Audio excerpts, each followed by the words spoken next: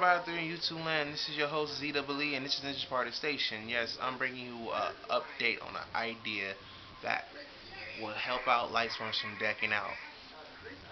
Yes. Oh, or any deck if that matter. You will not deck out. I'm guaranteeing you not deck out. I'm being honest with you. The reason why is because of this. There's a couple of cards. Actually, there are like 3 different cards that I read that has that type of effect. But it depends on which one works better. I think this one will work way better than the other one. Okay, it's Spirit Bunner. The picture with Exora Priest on it, and it's a quick art. Basically, with this, I'm gonna read the card out to you because you probably can't see it that well.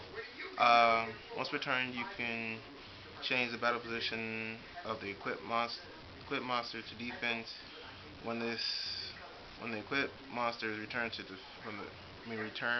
from the field to the hand. Return from the field to the hand, and this card sent to the graveyard. Inflict 600 damage to your opponent. If this card's in your graveyard, you can add this card instead of conducting a normal draw phase during the draw phase. So basically, you can see the idea about that. Basically, with this card alone, LightSworn can still win. They will have to worry about deck out. The only simulation to this saving your rear end is that it has to be in the graveyard before your draw phase. Before your draw phase. Okay? Other than that, you can survive. Or on the field. If it's in your hand on the field, and you have no more cards in your deck, you might as well just say you lost. Because the whole thing about you have to mill, I understand you have to. If you don't have it, you don't lose, technically. It's just you can't mill. And you just end your turn. Because it says activate the effect, you're supposed to mill. You don't have nothing to mill, so it basically goes boom, the effects activate, and there's no nothing. In your turn. Then what they do is draw and they say end. And they think, oh, I lost. I'm like, hell no, you ain't lose. You lost. I'm like, no, I said during my draw phase, I activate this card in my graveyard, add it to my hand, instead of conducting a normal draw phase.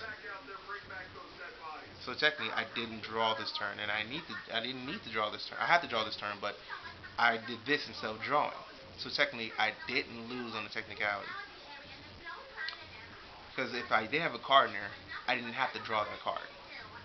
So technically, I activate this and survive. And basically, it works pretty good. So basically, you equip it to your opponent's monster, switch that card in defense, and you poke the crap out of it. You have to worry about colludes or other honesties and stuff like that. And basically it. And it helps out. I think this one runs better than any other card you can actually pick.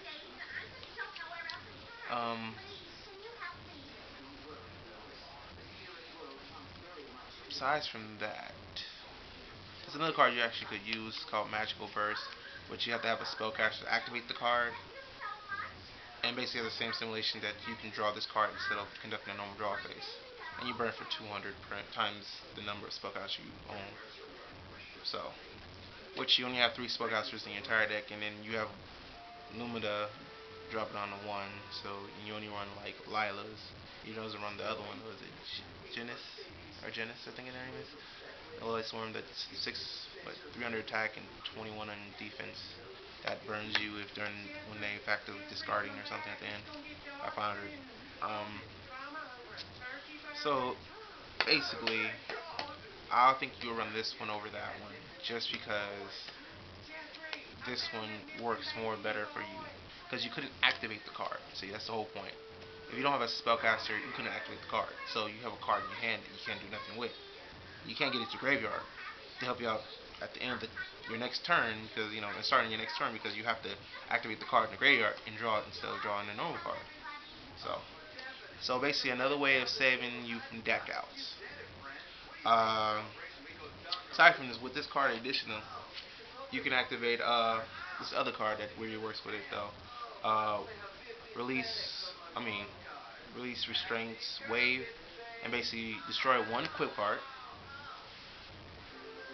and then destroy all traps and all set traps and spell cards your opponent controls. So basically, you equip it, destroy this, and destroy all this face down spell and trap cards. Only face down set, not activated. So if they're activated, it's basically not doing nothing to them. If they chain the activation and they're continuous, then like yeah, chain activation like call, then call stays or anything like that, or Roy Decree or Skill Drain or whatever. Anything that's continuous, trap card will stay. The spell cards will get blowed up. Normal spell, you know the real. Or quick plays. Quick plays are got out the way too. So basically, if you do this and then you do this and then you do that, and they activate quick plays or continuous trap cards, they get away. So they get to activate all this stuff, and basically you just. But this doesn't really matter. It's in your radar. It's for the good reason because you add it to your hand during your draw phase, so connect on the draw phase. So just a quick, good idea. Oh, another card I wanted to talk about that's really good. It's called Mind Truster. No, trust. Think of it. Uh, I'll have the word right here. Mind. Start a T. Trader. Mind Trader, I think it's called. But basically you tribute one monster on the field. It didn't stimulate because I read the ruling on the card at the site. Didn't stimulate whose side of the field you're on, or face up or face down, and then add one tuner or equal or less level. So basically, if they have a face down level 4 and you activate that card on his face down level 4, it's tribute. It goes boom, it goes to graveyard, and then you add a level 2 or lower. So, and if it's like an odd number, like 5 or 7 or 3, then basically you round down. So basically, half equal to half. So a 3 will be basically a 1.5, which will be a 1, round down. So a 7 would be cut in half, would be a 3. Because it's 3, it would be a 3.5, and same thing with a 5 would be a 2.5. You know? So basically, that's not a good idea. I'm gonna tech one of those. I'm gonna tell a couple people I know to tech one of those because that will actually work. But you add a tuner. Just remember, you're adding tuners that are in your graveyard, not from your deck. It'll be too good if it's from your deck. That will be too good. It says add one from your graveyard, from your graveyard to your hand. So basically, you just add it to your hand. So so you should have that card face down. Your face down, his face down, his face up, your face up. Hit a Stardust, and you just like, okay, oh, well, you have a Stardust, okay. Tribute your Stardust. Add Rose Warrior, Junk Warrior, Krebons, Mind Master, whoever tuner from your graveyard to your hand. And you're like, you can't get around that. You're like, oh, it's not destroying the card, it's tributing, and I can't stop it. Unless you're gonna solemn or something. If you solemn, that's cool too. That's wasting half your life points, so it makes it easier for game. And it's funny if I had a second one in my hand, so I'm like, oh, okay, solemn that one. You activate it again, and you can't stop it. Just goodbye bye Stardust, bye bye Dark Arm, bye bye Judgment. Come on now, it's so good. I don't understand people sleep on cards. You have to thoroughly read these cards that are common. Like, there's a lot of cards that people might sleep on. That's why you have to go back and look at the cards. People thought, what, beckoning. Back in the days, beckoning was like, ugh. Beckoning, what? You bring back light monsters? Whatever. Then somebody's like, wait. Thought about, wait, we're getting LightSworn. Wait, what can help LightSworn monsters? And they mill, so I'm like, huh? And thought of the idea of putting beckoning in the deck. Come on now. Stay up on your older cards. Or stay up on cards in general. Just read the text, then go onto the site and see if it, see what's the ruling on it. So that's just some good tips and hints, and just to help you out in your Yu-Gi-Oh daily life and decks. So please comment, rate, subscribe, and I will get back to you with the next video following up. It probably would be something in particular. I'm not really sure, but yeah. So, remember, tell your friends about me, whatever.